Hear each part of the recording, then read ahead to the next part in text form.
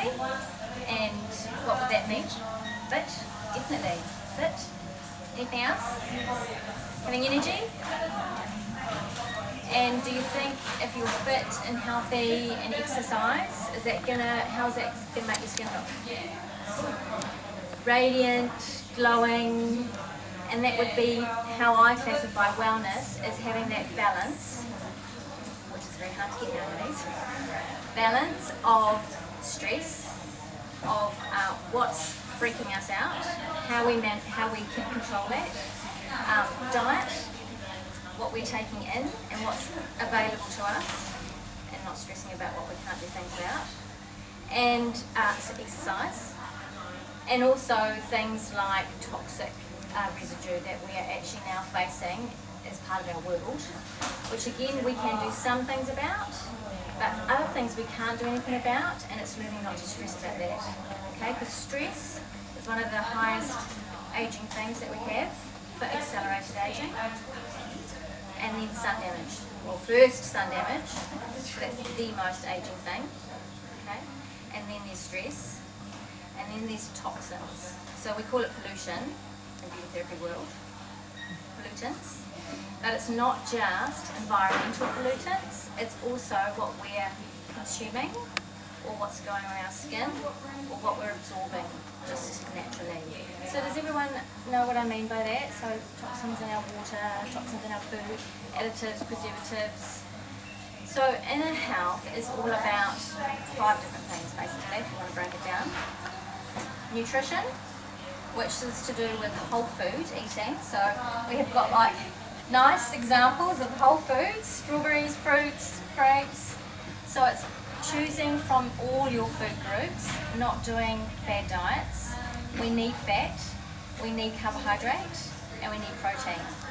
So it's educating around fueling our body so that we have energy. So if you think of your body from an energy perspective, and therefore our skin's going to have energy, and it's going to glow, and it's going to reproduce, which means we don't age as fast, pretty much, and you get less lines. I'm all about aging gracefully. So, I won't tell you how old I am. So nutrition. So what we get in our food nowadays is far different. If you took calorie in and nutrient quality in, it's not going to be the same thing. Who kind of knows that? So, if we're in the 1900s, yay, we had great quality of nutrients coming in from our food. Pretty much everyone was homegrown, we had everything we needed from the soil. Now, today, fast forward, everything is mass produced. I'm saying everything broadly. Most things are mass produced. We can get organic, but it's still not nutrient dense. Okay? So what that means for our skin is it's not feeding the cells so they can have energy to do their job. Is that making sense? Yeah. So all we want to do is get the skin turning over at a faster pace. So every 28 days we want it to do a renew. Okay? So as we get older, unfortunately, it doesn't do that. So it goes down to 35 days, 45 days, 58 days. So these are where the treatments come in, because we can actually speed that up from the outside by stimulation. But we need to be fueling it from the inside to be getting that balance. Yeah. Because you've got your topical layer, which we can see and we can feel. Underneath, if you think of a skin's cross-section, you've got the top part here, which is our little buffer that we can see. And then we have a big portion, which is, if you like, think of it like a mattress. And that's your collagen. That cannot be fed from skincare unless it's a treatment where you're using internal, you're getting to that internal layer.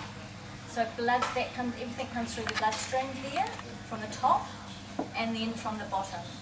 So as we age, as hormones happen, as free radical damage happens, as inflammation happens, this collagen layer is getting less and less and less, and so that creates wrinkles on the surface. So if we feed this collagen layer from the inside, the outside stays like that. not deep lines. Don't And want not deep. as many. And not as many, exactly. So, who knows about, I'm going to talk a little bit about supplementation, mainly because 75% of Australians take supplements. Isn't that astounding? And so, there was a recent study that tested all those supplements that we used, and of those, 50% did not disintegrate into the bloodstream. So do you think that's feeding ourselves? No. And so, very politely say, most of our supermarket and health food shop supplements do not give ourselves the capacity to fuel itself and reproduce. Mainly because it's not what we call bioavailable. So what that means is when you take it in, it doesn't dissolve. Okay? That is frightening, don't you think? So you know how people say, oh, I take a supplement but I don't really feel any different? Has anyone taken supplements before, like a multivitamin or a vitamin C? Yeah. And then I was like that. I used to, vitamin C, and I used to take vitamin D. I had depression for a while, got tested, I was low, got this. I thought, I'm not feeling any different. I just keep taking it. So I knew I needed something. It's because a lot of the supplements are just made to what we call food grade. So it's basically gives you a little bit, but most of it does not get into your bloodstream. It's not dissolving. It's what nurses call pan bullets. Goes in, comes out. So that's why it's got a bad name, unfortunately. So the difference between what we can buy and what we call nutritionals is the fact that the nutritionals are what pharmaceutical grade. So rather than food grade, which is made to RDAs, which is recommended daily allowance, which came about people were cheap. So that soldiers did not die of nutritional deficiencies like scurvy. So they can fight for us. So pharmaceutical quality nutrients are then made to what drug companies will make their drugs to. So if it says it's got 2 milligrams of this, 3 milligrams of that, then it's actually going to have, if you broke each individual tablet, it would have 2 milligrams of this, 3 milligrams of that. Okay, so you get guarantees, so it's potent, it's safe, it's complete, as in everything that's needed to be in there is in there because it's tested to that pharmaceutical level, so it's science-based. And then it's also absorbable, which is the key, because if it's not getting in, it's not going to do anything. So, I am going to talk a little bit about nutrients coming into the cells and feeding, and I'm going to take it for granted that we are already doing whole foods. So it's avoiding preservatives, additives and packet food as much as possible. Now, today's world, we have to be realistic. We are going to grab things on the run, so it's just looking at labels.